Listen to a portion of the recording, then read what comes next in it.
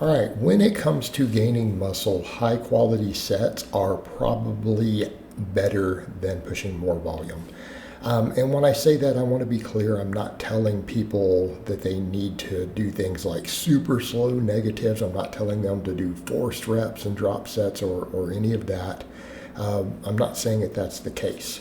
When I am talking about high quality sets, I'm talking about taking exercises through a reasonable range of motion, right? With reasonable form. It doesn't always have to be strict. Some exercises actually do extremely well with loose form. Perfect example, these DH rows you see me doing here. And again, you guys see my back development, right?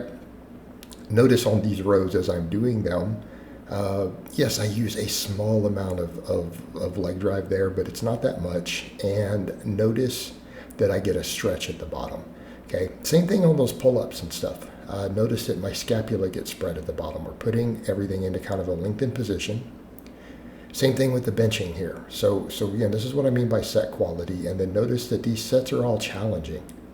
I'm not leaving a lot of reps in the tank. Every one of these sets, when you look at them, there is probably no more than one rep in reserve. Some of them, you can tell that I didn't have any, or even hit failure.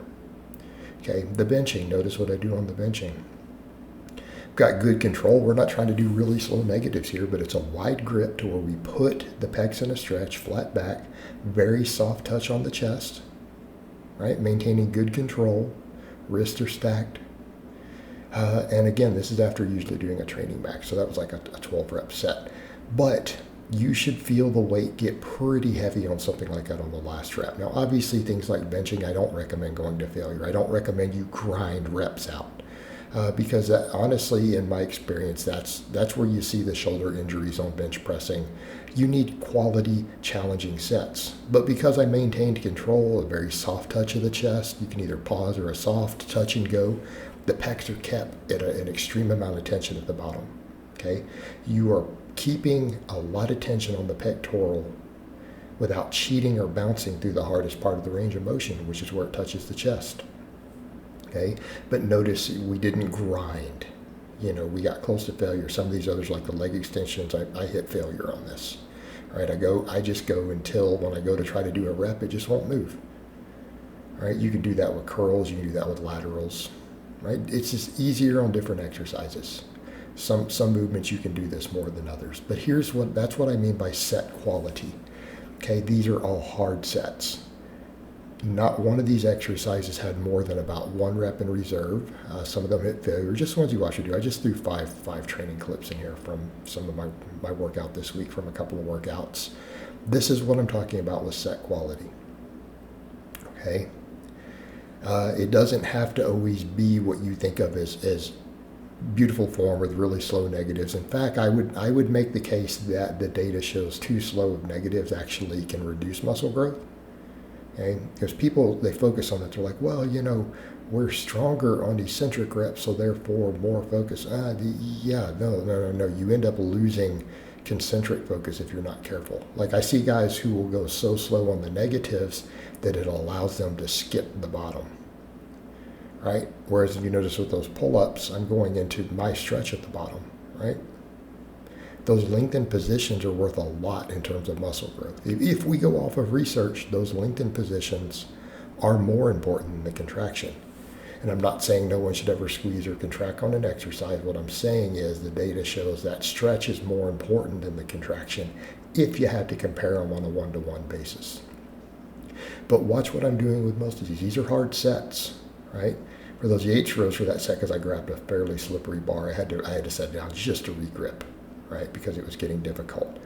But again, hard sets. They don't have to be to absolute failure, but they need to be pretty close, right? Look at what's happening with your ranges of motion.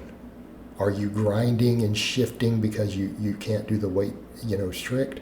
A little body English is one thing on some movements, but grinding and shifting around for uneven loading, probably not. Okay, again, and I am aware that different pro bodybuilders have used different styles, but keep in mind with pro bodybuilders, injury results vary. They're all genetic freaks and they're all on tons of gear. So do be careful with using those as examples because you'll see extreme examples. So again, I'm not always talking about that your form has to be a specific way, but you should know what you're doing. You should be focused on at least working the muscles you're trying to work. Know which exercises you can use a little body English and still feel them on. You know, and I would say with a lot of these movements, your set quality is low if you're not feeling the muscle you're trying to work. Okay? And people say, well, I don't feel it on the bench. Well, you don't know how to bench press. It's not that the bench isn't a great exercise. See where we're going with this? Same thing with the rowing. If you don't feel your lats, you don't know how to perform a row.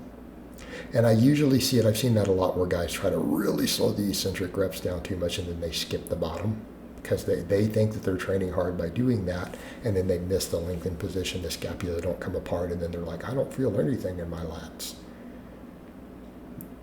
Again, something to think about. But set quality, this is more important than just adding mindless amounts of volume. Okay, set quality. Are you working hard? Are we getting to the deep muscle fibers?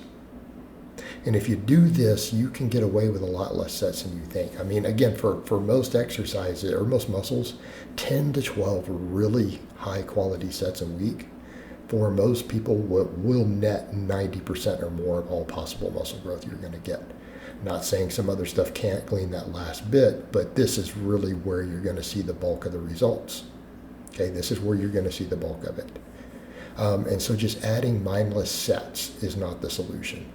Trying to add intensity techniques is not always the solution. Again, I'm not saying both of these things do not have their place for some advanced lifters or very advanced bodybuilders, advanced strength athletes, but for the majority of you out there, that's not where your focus needs to be. It needs to be set quality. Are you training hard? Are you getting to the deep fibers in the muscles you are trying to work? Are those muscles getting stretched? Are they being trained to a fairly high level of fatigue on a set for set basis? If it takes you 5 sets before you start to feel any fatigue in those muscles, okay, it's time to really look at what you're doing with the quality of your individual sets. Okay, that is really where you need to put your focus and look, because that's where you're going to grow. That's where you're going to grow with the least amount of volume, the least amount of gym time. And again, I'm not telling people to do the intensity techniques. I don't think that those actually work unless you are upping the dose, bro. And I've done videos explaining why that is. And it has to do with muscle fiber recruitment and intermediate versus higher threshold fibers. But again, just train hard with high quality sets. All right, guys, but that's really all I have to say on that today. I hope it's been informative, and I'll talk to you guys next time.